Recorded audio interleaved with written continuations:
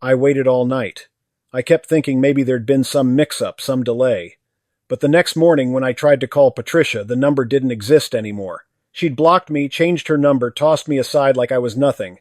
Dolores's voice cracked. She covered her face with her hands and finally let the sobs come. Sandra stood up and wrapped her arms around the older woman, letting her cry freely, no judgment, no rushing.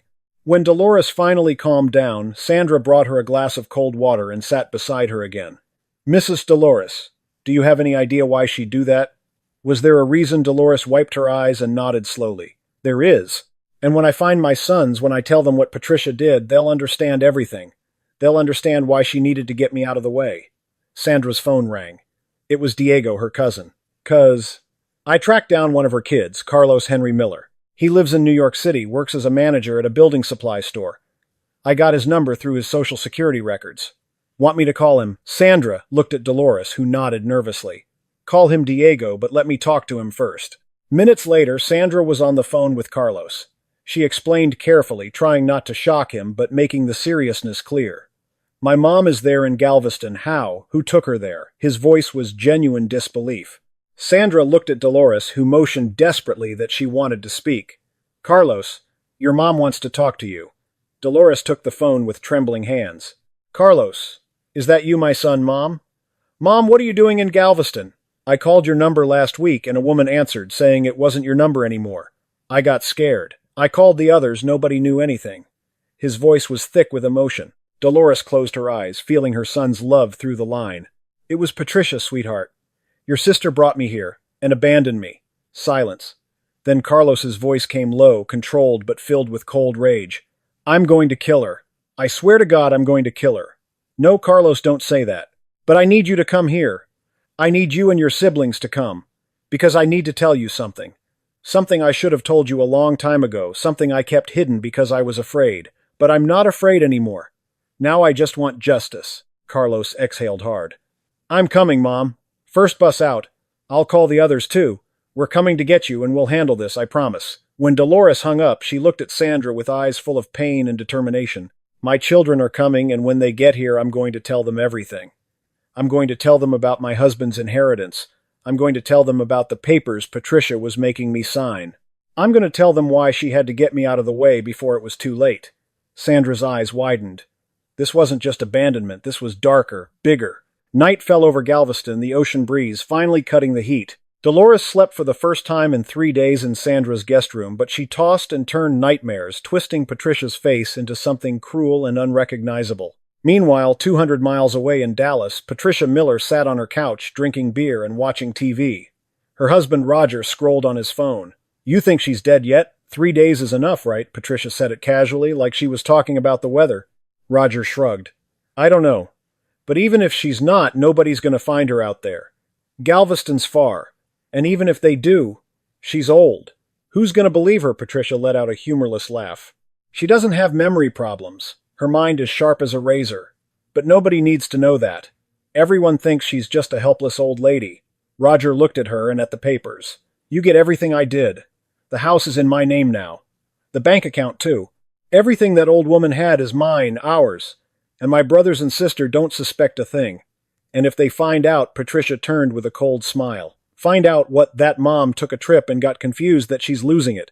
I planted that story a long time ago, neighbors, acquaintances, everyone thinks she's getting senile. If anything comes up, I'll say she wandered off, that I was trying to take care of her, but she wouldn't let me." Roger shook his head, half impressed, half disturbed. "And if she comes back, she won't. And if she does, I'll handle it. For real this time." But while Patricia plotted, she didn't know Carlos was already at the bus station in New York, buying a ticket to Galveston. She didn't know Luciana in Atlanta was on the phone with Marcos in Los Angeles, both shocked and making plans to fly out to Texas. She didn't know her lie was about to collapse. Carlos arrived in Galveston the next morning, big guy, broad shoulders, calloused hands from working his whole life. His eyes were red from the trip, and when he saw his mother at Sandra's kitchen table sipping coffee, he broke. "Mom." He rushed her and hugged her so tight she could barely breathe. She stroked his hair, now threaded with gray, and cried with him. "My boy. My big boy." They stayed like that a long time, holding on, reclaiming years they'd lost, stitching old wounds closed. Sandra watched from the kitchen, wiping her own eyes. When they finally separated, Carlos swallowed hard. "Luciana and Marcos are coming too." They'll be here this afternoon. We need to talk, Mom. We need to understand what happened. Dolores nodded, then looked at Sandra. Can I tell everything with Sandra here? She saved me. She deserves the truth. Sandra started to stand. She didn't want to intrude, but Carlos gently grabbed her arm. Please stay. If you helped my mother, you're family now. Sandra sat, and Dolores began from the beginning 10 years earlier when her husband Raymond died. Your dad worked his whole life, Carlos. You know that. Construction, odd jobs, saving every penny. Before he died, he bought that little house where I lived and paid it off. It wasn't fancy, but it was ours. In his will, he left the house to me, but when I passed, it would be split equally among all four of you. Carlos nodded. He already knew that. But what you don't know is your father had money set aside. Not a fortune, but something about $30, 000 he saved over years and kept hidden in an old safe. He told me a few days before he died. Said it was for emergencies, but if I didn't need it, it was to be split between you four when I was gone. Patricia found out. 6 months ago, she was helping me clean and found the safe. I made the mistake of telling her about the money, the will, and that's when everything changed. How Carlos asked jaw tight. She started coming around more, bringing papers for me to sign. She said it would make things easier so there wouldn't be paperwork when I died. I signed a few because I trusted her. Then I got suspicious, started reading, and realized she was transferring everything into her name, the house, the bank account, all of it. Carlos slammed his fist on the table so hard the mugs jumped. Calm down, son. Let me finish. When I confronted her, I told her I was going to tell you three, undo everything, report her. That's when she came up with that story about a job near the coast, a place to stay. I hesitated for a second, thought maybe she'd changed, but no. She just wanted me out of the way, left somewhere I'd die alone so she could keep everything. Sandra looked pale. Carlos's hands were clenched, his whole body buzzing with fury. We go to the police now, he said. We report her and her husband. Not yet, Dolores said. First, I want your siblings here. All three of you with me. Then we go back to Dallas together and we confront her face to face. I want to see her eyes when I show up alive. I want to watch her try to explain. Carlos stared at her, admiration mixed with fear. Mom, you sure? She could be dangerous. Dolores's voice didn't shake. If she could abandon me to die, she can do anything. That's why I need you three with me and why we'll do it with witnesses. Carlos's phone rang. Luciana. I'm here, brother. Marcos and I landed. Where are you? Carlos gave the address, and within the hour all three siblings were in Sandra's living room with their mother. Luciana, early 40, kind eyes worn by life, fell into Dolores's arms and sobbed. Marcos hugged her hard but stayed quiet, processing. Dolores told the story again. With every word, anger burned brighter in their faces. Patricia was always selfish, Marcos finally said. But this is monstrous. Luciana wiped her tears. We're going to make her pay legally the right way. We'll get back everything that's yours and make her answer in court. Carlos looked at the others. When do we go? Dolores's eyes were steady. Tomorrow. Tomorrow, Patricia learns you don't abandon your mother without consequences. Morning came with a clear sky. Dolores woke early, surrounded by her three kids who insisted on staying nearby like they were afraid she'd vanish again. Sandra made breakfast, eggs, grits, strong coffee, fruit, real food, real care. Before they left, Sandra held Dolores's hands. You were so brave, Mrs. Dolores. You're going to get justice. And if you need anything, if you need someone to testify, I'm here. Dolores hugged her tight. You saved me, sweetheart, in ways you can't even imagine. Not just from that bench. You gave me hope back. They cried together, then Carlos, Luciana, and Marcos thanked Sandra and promised to keep her updated. The drive back to Dallas was long. They talked about the years, how life scattered them, how they hadn't realized their mother was alone and vulnerable. I'm sorry, Mom, Luciana kept saying. We should have paid more attention. Dolores squeezed her hand. This isn't your fault. Life is busy. The mistake was mine, trusting Patricia blindly. Marcos stared out the window. She's always been like this. Even as a kid, always grabbing more, always manipulating. We excused it because she was the youngest. But it wasn't that. It was greed. Carlos asked. When we get there, do we go straight to her house? Dolores thought. No. First we go to my house, what's left of it. I need to see what she did.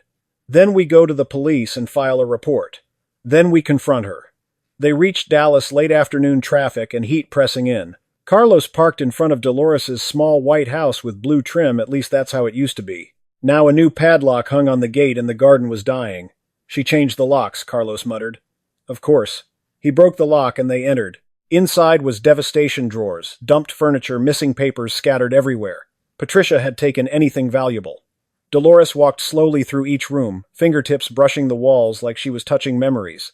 Luciana gathered papers from the floor and found a folder. Property transfers, bank authorizations, powers of attorney signed Dolores, or something that looked like her signature. Luciana's face drained. Mom, look. Marcos examined the documents. This is fraud document forgery, and because you're a senior, it's elder abuse and financial exploitation, plus abandonment. She could go to prison. Dolores sat staring at the wreckage of her life. We go to the police. Now. At the precinct, they met Detective Ferreira, 50, serious, attentive. He listened, took notes, reviewed the papers, shook his head. This is serious. Very serious. We'll need a medical evaluation to confirm your mental capacity since these documents claimed cognitive impairment. And we'll need to bring your daughter in. Dolores lifted her chin. Bring her in. I want to be there. Ferreira respected that. Tomorrow morning we'll pick her up. We'll interview her here. You and your children can watch through the observation window. That night they stayed in a simple downtown hotel. No one really slept. Dolores lay awake rehearsing what she'd say to Patricia. At 9 a.m., they were back at the precinct. 2 hours of heavy waiting. Then the door opened. Patricia was brought in, furious, struggling, demanding answers. This is ridiculous. You can't arrest me. I'll sue you. Ferreira stayed calm. You're being accused of elder abandonment, theft, and document forgery. You have the right to an attorney. Patricia went pale. What? Who's accusing me? And then the door opened again. Dolores stepped in with Carlos, Luciana, and Marcos behind her. Time froze. Patricia's face went ghost, white eyes wide, mouth opening with no sound. You're alive, Dolores said softly, stepping close. Surprised! You thought I died alone in Galveston, didn't you? Thought you got rid of me so you could keep everything your father worked his whole life for. Patricia shook her head wildly. No, Mom, it wasn't like that. I thought someone was picking you up, Carlos thundered. Stop lying. You changed your number. You transferred the house and bank account. You forged papers. You left our mother to die, Patricia cried, not remorse, but panic being caught. I had to. We were drowning in debt. Roger lost his job. We were about to be evicted. I didn't have a choice. Luciana lunged Marcos, holding her back. No choice. Our mother spent 3 days sleeping on a bench, hungry, terrified, thinking the world abandoned her. And you call that no choice? Dolores raised her hand. Silence. She looked at Patricia with heartbreak carved into her voice. I raised you, fed you, worked myself raw so you could have a future. I loved you more than anything, and you threw me away like trash. Do you even understand that kind of pain? Patricia begged.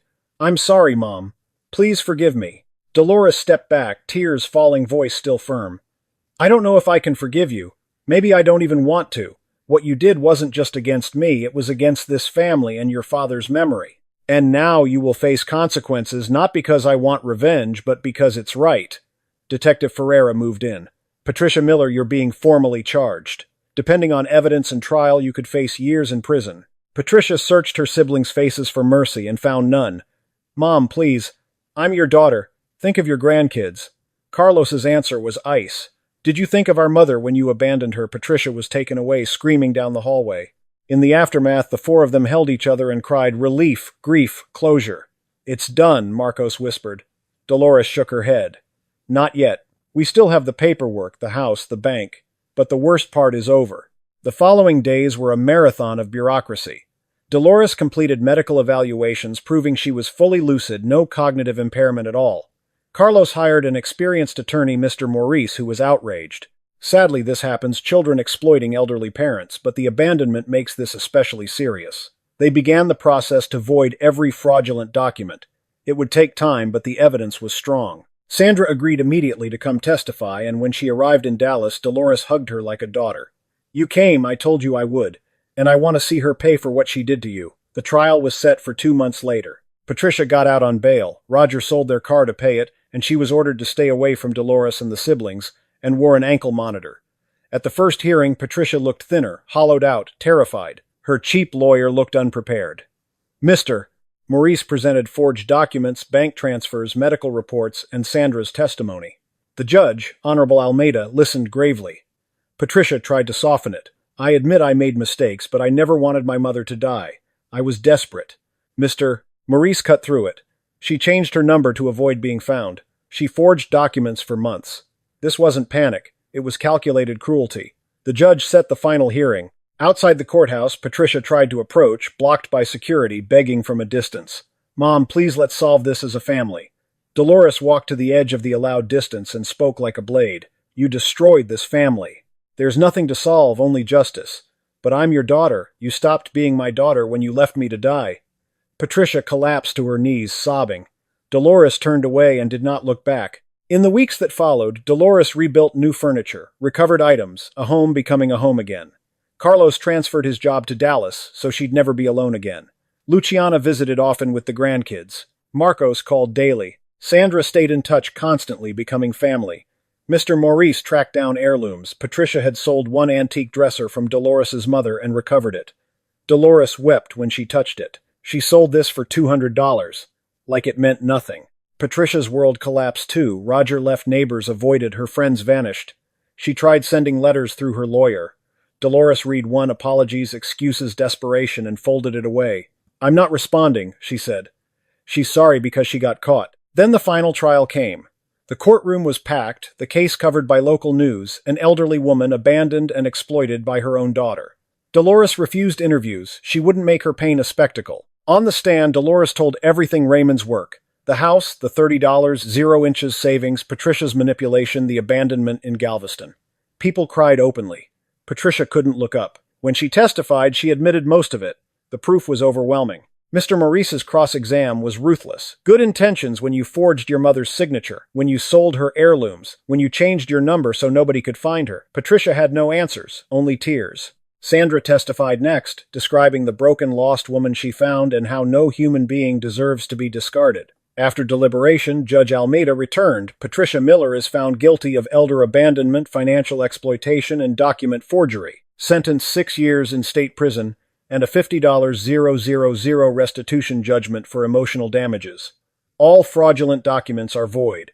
The house and assets revert immediately to Dolores Miller. Patricia collapsed. Police took her into custody. Dolores stayed still, her children clinging to her, crying relief. Justice had been done.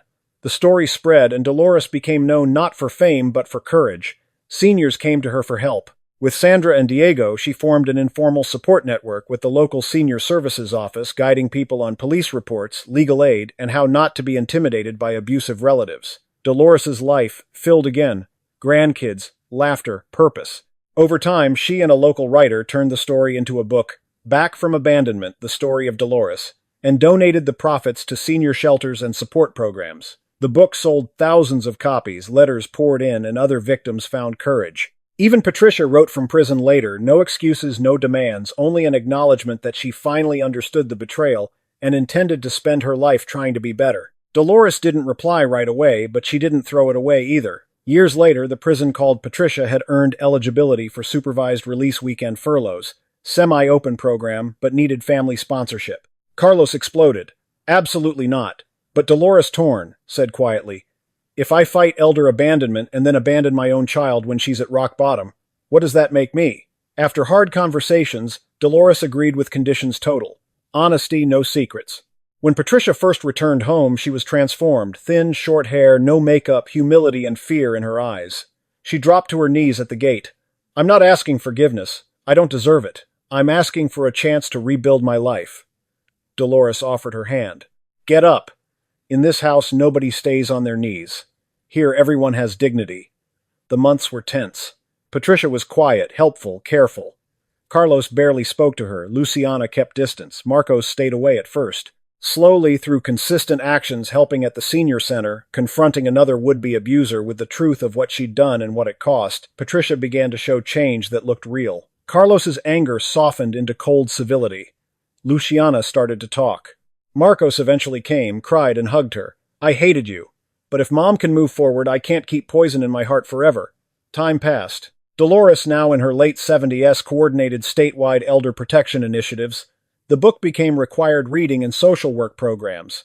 A stage adaptation toured community theaters. Patricia completed her sentence and later worked at a senior living home known for genuine care and empathy, visiting Dolores often. Their relationship never returned to what it was impossible, but they built something new based on truth and accountability. On Dolores's birthday, surrounded by family, grandkids, and Sandra, now inseparable from them, Dolores made a toast. She thanked Sandra for saving her life, thanked Carlos, Luciana, and Marcos for coming when she was lost, and finally looked at Patricia. You hurt me in a way I never thought possible. You betrayed me, abandoned me, almost killed me. You paid for it. But you also changed. That doesn't erase what you did, but it proves redemption can exist. Patricia wept. I don't deserve your forgiveness. Dolores cupped her face. Maybe you don't, but I need to forgive. Not for you, for me.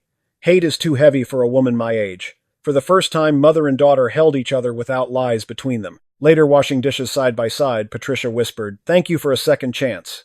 Dolores answered softly, I did it to prove I could be stronger than my pain. In forgiving you, I freed myself too. And under the Texas night sky, Dolores looked up at the stars, grateful not because she destroyed the one who hurt her, but because she chose to rebuild anyway.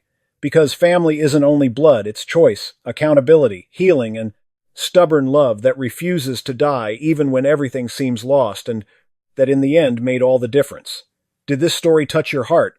Leave a comment below, and subscribe for more true stories that move and inspire.